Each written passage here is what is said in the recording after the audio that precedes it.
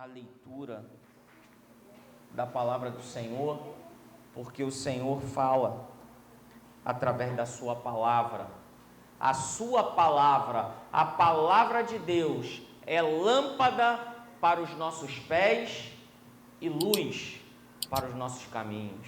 Amém? Então vamos abrir as nossas Bíblias lá no livro de 1 Coríntios, capítulo 2. 1 Coríntios, capítulo 2. Amém? A partir do versículo 12. 1 Coríntios, capítulo 2, versículo 12.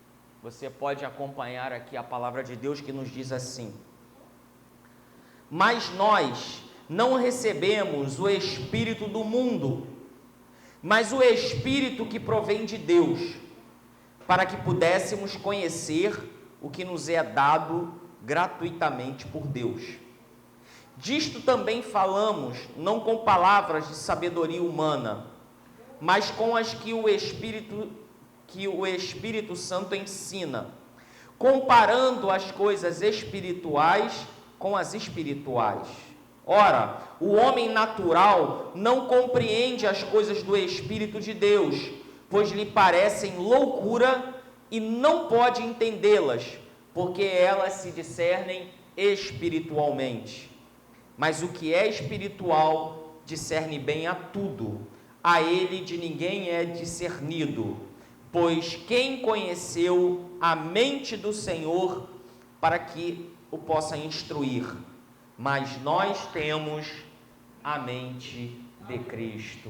Amém? Vamos orar. Senhor, pedimos a sua bênção sobre as nossas vidas, que o seu Espírito nos conduza, que o seu Espírito nos prepare, que possamos entender a sua vontade, que é boa, perfeita e agradável, em nome de Jesus. Amém. O Senhor é bom. Amém? A Bíblia nos diz no versículo 12, em 1 Coríntios, capítulo 2, versículo 12, que nós não recebemos o Espírito do mundo, mas o Espírito que provém de Deus. E a Bíblia diz que nós não recebemos o Espírito do mundo, e esse Espírito do mundo está com E minúsculo, ok? Espírito com E minúsculo. Então, não recebemos o Espírito do mundo, Espírito com E minúsculo, mas o Espírito que provém de Deus.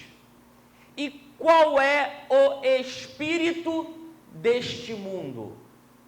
O espírito deste mundo está relacionado com o sistema deste mundo. A Bíblia diz que o mundo jaz no maligno. Então, se você for a um cemitério, você pode ler lá em um jazil, em uma lápide, seja o que for, pode estar escrito assim: aqui jaz fulano de tal. Então, quando nós falamos que alguém jaz, quer dizer que ali tem alguém morto, sepultado, alguém enterrado. Não é isso? Então, quando a Bíblia diz que o mundo jaz no maligno, a Bíblia está dizendo que o mundo, que o sistema desse mundo é um sistema falido. A Bíblia está dizendo que o sistema desse mundo está morto. O mundo jaz no maligno. Então o sistema desse mundo está morto. O sistema deste mundo está morto, está sepultado em quem? No diabo. Então, o sistema desse mundo é um sistema morto, falido e está sepultado no maligno. E esse sistema, ele tem um espírito, que é o espírito com E minúsculo. Esse espírito é um demônio. Não é isso. Esse espírito aqui tem a ver com o sentimento que opera neste mundo, tem a ver com os pensamentos desse mundo, tem a ver com o sistema e como o mundo funciona. Esse espírito tem a ver com o ânimo desse mundo. E quando nós olhamos para o mundo, nós enxergamos um mundo caótico. Nós enxergamos um mundo em que as pessoas pensam primeiro em seus interesses e em segundo nos seus interesses e em terceiro também nos seus interesses e quem sabe, talvez, no interesse alheio. Porque esse sistema está corrompido. Mas a Bíblia diz que nós não recebemos o espírito desse mundo. A Bíblia diz que nós não podemos pensar como este mundo pensa. A Bíblia diz que nós não podemos sentir como este mundo sente, que nós não podemos viver como vive esse mundo. A Bíblia está dizendo que nós não recebemos o espírito desse mundo, então não podemos receber as influências desse mundo, as coisas ruins desse mundo. Não podemos receber o egoísmo desse mundo, não podemos aceitar o sistema opressor deste mundo. Estamos passando uma grande pandemia, um momento difícil na história da humanidade. E qual é o espírito do mundo nesse momento? É o espírito de morte, é o espírito de aflição, é o espírito de doença, é o espírito de angústia, é o espírito de suicídio, é o espírito de desânimo. É o que nós assistimos a cada noticiário: morte, tristeza, aflição e angústia. Mas esse é realmente o sistema do mundo, esse é realmente o espírito desse mundo, mas nós não podemos receber essas informações e morrer nessas informações. E quando digo morrer, não estou falando morrer fisicamente, eu estou dizendo morrer nas emoções, morrer espiritualmente, porque nós recebemos o Espírito com E maiúsculo, o Espírito que provém de Deus, para que pudéssemos conhecer o que nos é dado gratuitamente da parte de Deus. Quando eu era criança, na minha casa tinha uma televisão que já era velha, e essa televisão ela tinha um seletor. Lembram disso? Que as televisões tinham um seletor. Era um botão, mas era um botão grande, parecia um botão de fogão ou até maior. O nome desse botão era seletor. E quando você queria trocar de canal, você virava o seletor e fazia um barulho, né? Aí você virava. Na época que a televisão tinha válvula e queimava a válvula da televisão. Vocês não lembram disso, não? O Johnny, várias vezes ele foi, né, no técnico lá, quem consertava era o técnico de quê mesmo? Técnico de eletrônica. O pai dele falava: vai lá, troca a válvula. Ele ia lá e comprava a válvula e colocava lá a válvula. Olhem, vejam como as coisas mudaram tão rápido, né? Controle remoto era um luxo. Quem tinha controle remoto? Pobre nem sabia que existia controle remoto. O controle remoto era o filho. Garoto, vai lá e troca de canal. O controle remoto era seu filho. E aí a gente ia lá e trocava de canal. A antena da televisão botava um bombril em cima para ver se ela funcionava direito. Mas por que eu estou dizendo isso? Porque havia um seletor. Aquele que não mudava o canal. E tem crente que está no canal errado. Tem crente que só está no canal da aflição, no canal da angústia, no canal das notícias ruins. Tem crente que está sendo alimentado pelo espírito desse mundo.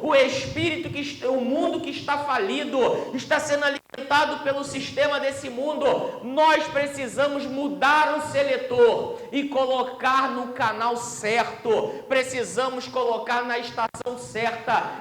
Canal certo, na estação certa. Nós somos alimentados pelo Espírito com E maiúsculo, nós somos alimentados pelo Espírito Santo de Deus.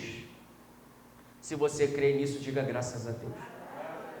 Você pode escolher se alimentar desse mundo que impõe aflições, tristezas e angústias, ou você pode se alimentar do que vem de Deus.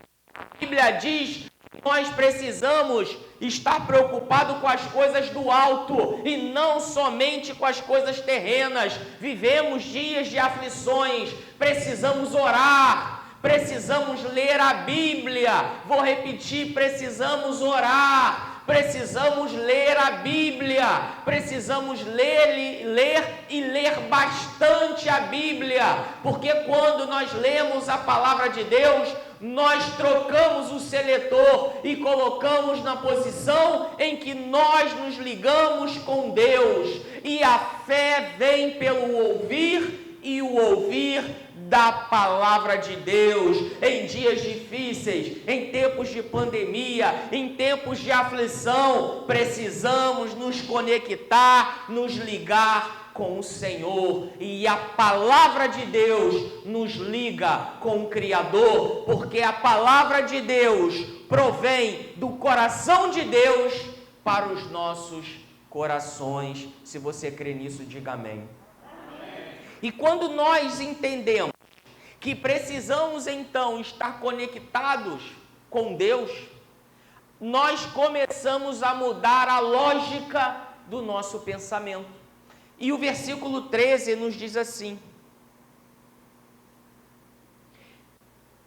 as quais também falamos, não com palavras que a sabedoria humana ensina, mas com as que o Espírito Santo ensina, comparando as coisas espirituais com as espirituais. Então a Bíblia diz que assim como nós aprendemos coisas nesse mundo, assim como nós aprendemos com as ciências e devemos aprendê-las, assim como nós aprendemos com as nossas experiências diárias, aprendemos no dia a dia, no nosso trabalho, na igreja, na comunidade na qual estamos inseridos, a Bíblia está dizendo que também o Espírito Santo ensina. Mas se nós estivermos ligados somente no sistema desse mundo, nós só vamos aprender as coisas naturais, mas nós precisamos aprender com o Espírito Santo. Diga comigo, eu preciso aprender com o Espírito Santo. Amém? Porque quando nós estudamos as ciências humanas, e devemos estudar, nós adquirimos uma sabedoria que é terrena, uma sabedoria que é natural, mas o nosso Deus quer nos levar além, Ele quer nos dar uma sabedoria que vem do alto. Ele quer nos dar algo, uma sabedoria que também é sobrenatural, uma sabedoria que nos leva à compreensão de coisas não somente naturais, mas também à compreensão daquilo que é espiritual. Então diz a Bíblia, a sabedoria, as quais também falamos, não com palavras que a sabedoria humana ensina, mas com as que o Espírito Santo ensina, comparando as coisas espirituais com as coisas espirituais. Então o apóstolo Paulo agora está falando sobre a necessidade de termos uma sabedoria que vem do alto, uma sabedoria que aumenta a nossa capacidade de compreensão, para que sejamos capazes de compreender as coisas espirituais. Então nós vamos aprender lá a terceira lei de Newton, vamos aprender equações matemáticas, vamos aprender tantas coisas e devemos aprendê-las, mas precisamos aprender também a compreender as coisas que vêm lá do alto, as coisas que são espirituais. E o versículo 14 nos explica com clareza isso. Diz a Bíblia assim: ora, o homem natural não compreende as coisas do Espírito de Deus. Preste atenção nisso. O homem natural não dorme não, hein? Tá cochilando não. Te colocar de pé. O homem natural não compreende as coisas do Espírito de Deus. Às vezes o pastor fala, ou outro irmão fala, e aquela outra pessoa não entende. Mas por que não entende?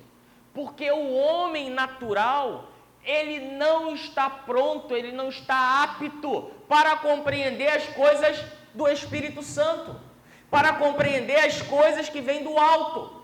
Então, se nós tentarmos compreender as coisas de Deus pela ótica humana, usando o nosso conhecimento humano, não seremos capazes de compreender, porque lhe parecem loucura, e não pode entendê-las, porque elas se discernem espiritualmente. Então, precisamos entender que as coisas deste mundo, as coisas humanas, elas serão compreendidas com a sabedoria humana.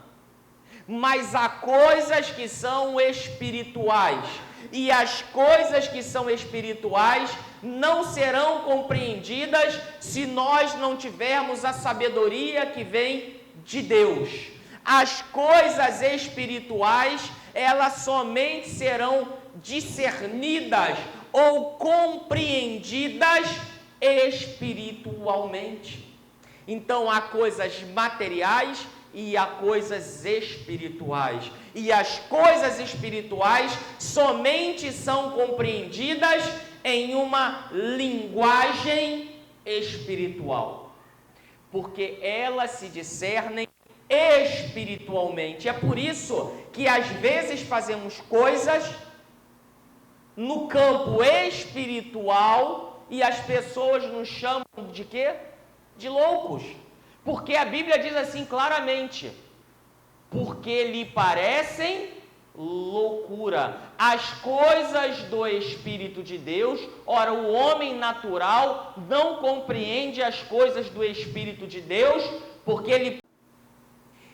Então as pessoas olham e dizem: olha, ela é louca, ele é louco. Mas por quê? Porque estão fazendo uma análise humana. Nós precisamos desenvolver a nossa fé, nós precisamos ter visão espiritual das coisas, nós precisamos compreender além das coisas naturais, nós precisamos compreender aquilo que é espiritual, porque a igreja, ela não opera no sistema deste mundo, a igreja, ela não age por vista, nós vivemos da fé. Amém? Quantos aqui têm fé? Diga amém. Amém. Amém. Mas eu quero te dizer uma coisa.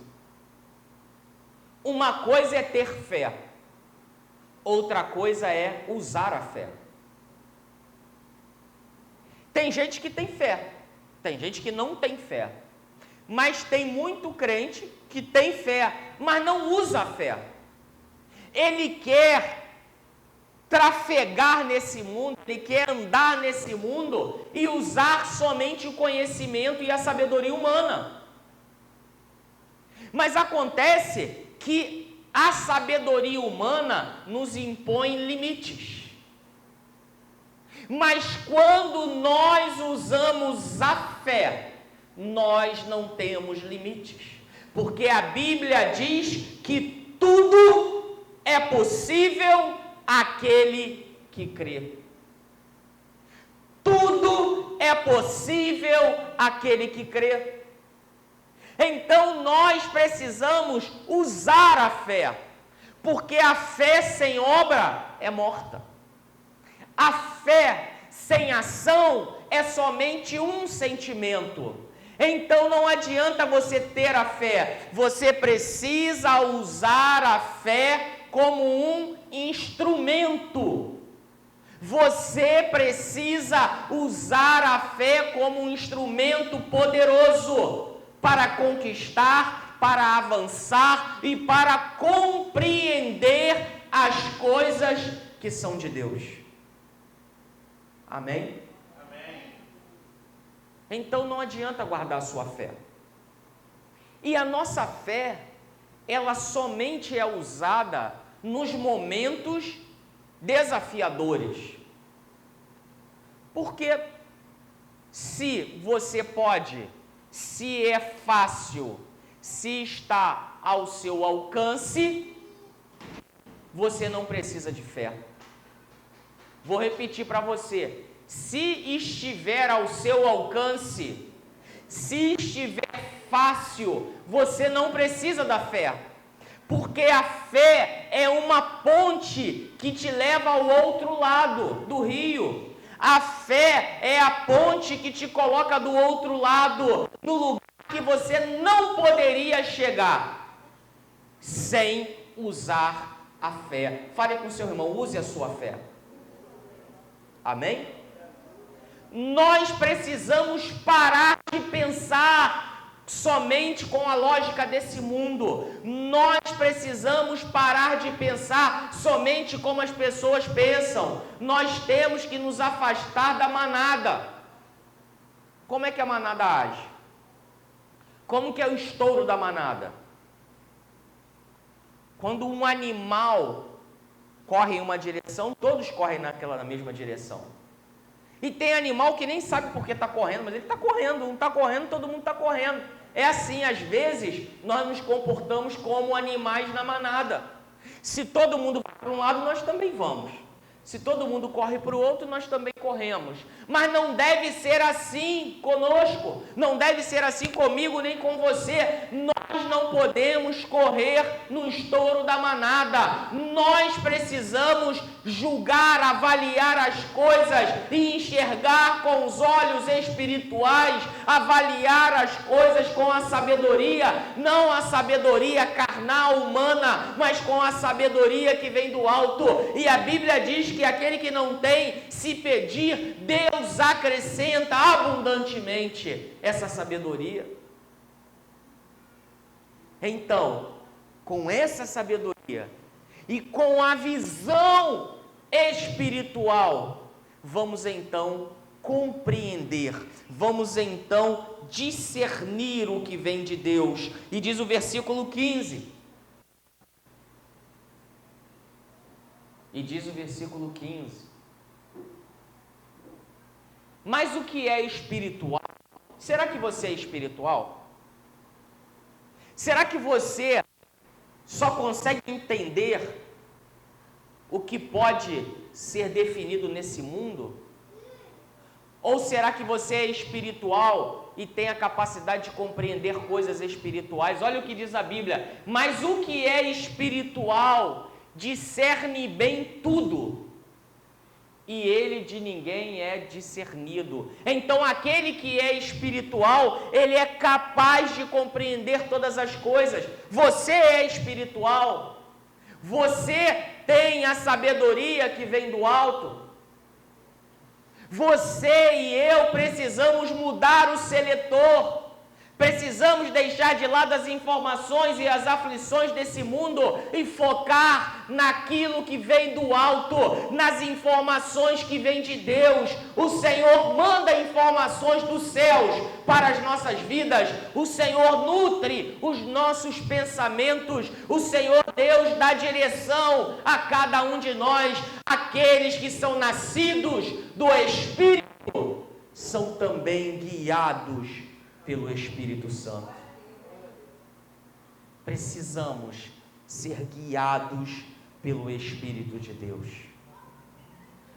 E a Bíblia faz uma afirmação que é uma das afirmações mais interessantes e mais complexas da palavra de Deus. Eu digo que é complexa, não que ela seja difícil, mas eu digo que ela é complexa porque ela é de uma amplitude incalculável. E a Bíblia nos diz no versículo 16 algo que nós devemos cobrar de nós mesmos. Diz o versículo 16: porque quem conheceu a mente do Senhor para que possa instruí-lo, mas nós temos a mente de Cristo. Levante a sua mão assim, ó, para cá, olha aqui para o pastor. Amém? Diga assim comigo: eu tenho a mente de Cristo. Repita mais uma vez: eu tenho a mente de Cristo. Amém? Agora eu faço uma pergunta a você: será que você pensa como Cristo pensa? Será que você reage como Cristo reagia? Entenda uma coisa, preste atenção aqui em mim. As nossas ações e reações são fruto dos nossos pensamentos. Como Jesus agiu e reagiu diante de algumas circunstâncias? Se ele reagiu ou agiu daquela forma, ele assim o fez porque ele pensava de uma forma. E como nós estamos agindo ou reagindo? Se nós estamos agindo ou reagindo a estímulos externos, como ele reagiu, como ele agiu, é porque de fato nós temos a mente de Cristo. Mas se nós não agimos ou reagimos como ele agia e reagia, isso quer dizer que nós não temos a mente de Cristo. Ou melhor, até temos, mas não colocamos ela para funcionar. Como eu disse, muitos têm fé, mas não colocam a fé para funcionar. Nós, que somos filhos de Deus, temos a mente de Cristo, mas precisamos colocar essa mente para funcionar. Nos passos de Jesus, o que você faria? Pesado, né? Muito pesado. Como eu conversava aqui com o irmão na sexta-feira, a liderança de Jesus foi uma liderança servidora. Por isso causou tanta perplexidade. Porque Israel conhecia e tinha como grandes líderes, heróis da fé, combatentes, o grande rei Davi, um homem realmente cheio do Espírito Santo, mas um homem que ganhou, que venceu, que derrubou inimigos, que prevaleceu em grandes batalhas, que foi um estadista, um grande político, um grande líder, um homem que governou com sabedoria, com inteligência, sim. Mas veio a esse mundo Jesus, um líder, não para governar nesse mundo, como os israelitas conheciam, mas um líder para servir. A mente de Cristo estava pronta para governar, porque ele governa sobre o trono da glória, mas ele também, a sua mente, a mente de Cristo, estava pronta para servir. Se nós não servirmos uns aos outros, nós não estaremos colocando para funcionar a mente de Cristo. Como Cristo pensava? Ele pensava sempre em ajudar. Ele pensava sempre em servir. Ele pensava sempre em instruir, em ensinar. Ele pensava sempre em colocar o interesse do outro dentre as prioridades. Aqueles que andavam com ele tinham provisão. Não importava onde, não faltava comida, não faltava água, não faltava nada, porque ele era o próprio Cristo e a sua mente era uma mente provedora.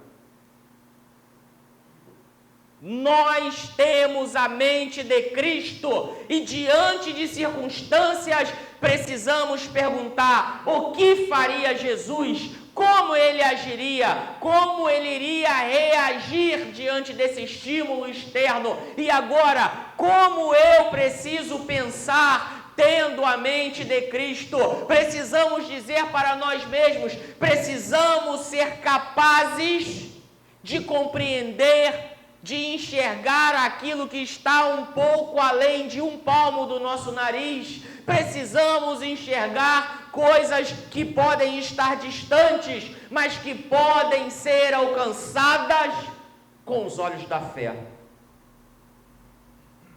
A mente de Cristo não é uma mente medíocre. Não podemos ser amordaçados e acorrentados pela mediocridade. Precisamos acreditar no melhor de Deus para as nossas vidas, o melhor de Deus para esse tempo. Precisamos ser homens e mulheres vencedores, homens e mulheres que compreendem o propósito de Deus para as suas vidas, homens e mulheres que discernem, que compreendem as coisas espirituais, homens e mulheres que compreendem as coisas lá do alto e não estão presos somente às coisas desse mundo. E isso é um exercício. Porque diante das adversidades,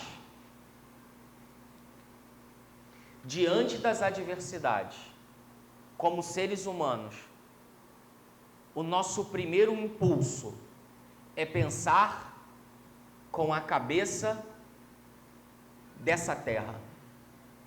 É pensar como seres humanos. Humano tem a ver com... A gente já não tem aquele negócio chamado humus, tem a ver com terra. Somos terráqueos. Somos terrenos. Somos pó dessa terra. Então, o primeiro impulso é reagir como homem natural, como pó dessa terra. Mas precisamos refletir e pensar não somente como pó da terra, mas pensar como filhos de Deus, filhos e filhas de Deus, pensar como homens e mulheres que são eternos, porque somos eternos. Jesus disse: aquele que crê em mim, ainda que esteja morto, viverá. E aquele que está vivo, que somos nós, aquele que está vivo e crê, jamais morrerá. Aquele que está vivo e crê, jamais morrerá. Eu quero te dar essa notícia. Talvez um dia sepultem o seu corpo em algum lugar. Eu digo talvez porque Jesus pode voltar antes. Senão isso seria uma coisa certa, né? Mas talvez algum dia sepultem o seu corpo e vão ficar chorando lá em volta. Mas eu quero dizer que você não estará dentro daquela sepultura, porque aquele que está em Cristo passou da morte para a vida. Você não estará naquela sepultura, porque não há morte para quem está em Jesus. E pensar assim é pensar com a mente de Cristo. Pensar assim não é pensar como pensa o sistema desse mundo, que só fala em morte, desgraça, destruição, dor e aflição.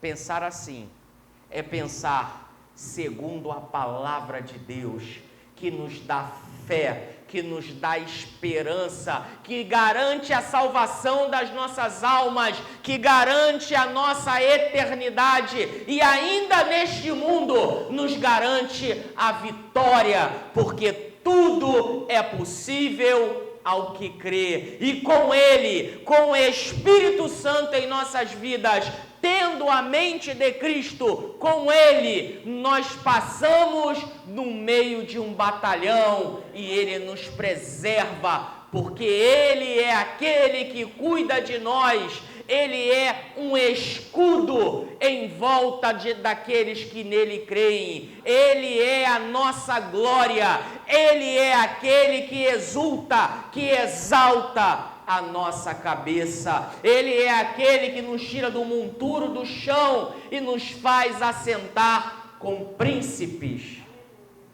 Ele é o Senhor. Que sejamos capazes de discernir espiritualmente, que tenhamos visão espiritual, que tenhamos a mente de Cristo, em nome de Jesus. Se você crê nisso, diga amém. Amém. Se você crê nisso, aplauda o Senhor.